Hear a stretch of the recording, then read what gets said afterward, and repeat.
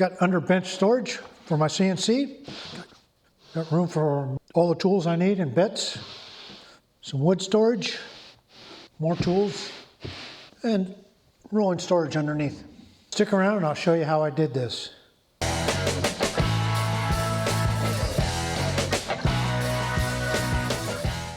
First thing I did was get my track saw out and cut my panels down that I was going to use for the actual shelves. Took it over to my table saw and ripped them down to 12 inches.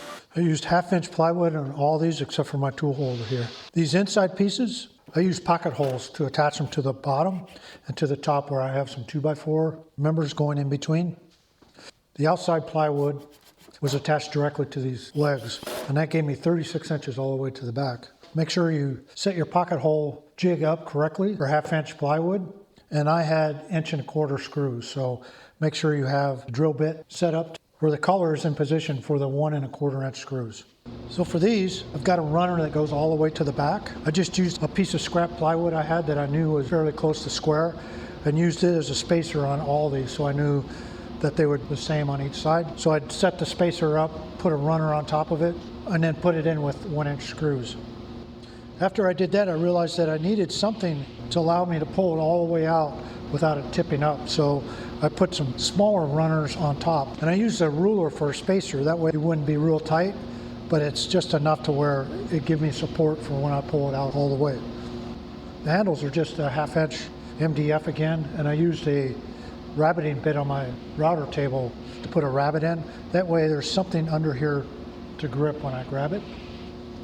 And I used some real small 1.25 inch trim screws to attach it. I didn't want to glue these on because I may want to change them out. This side I did the same thing, ran runners on both sides. I didn't know if 1/2-inch plywood would be sturdy enough.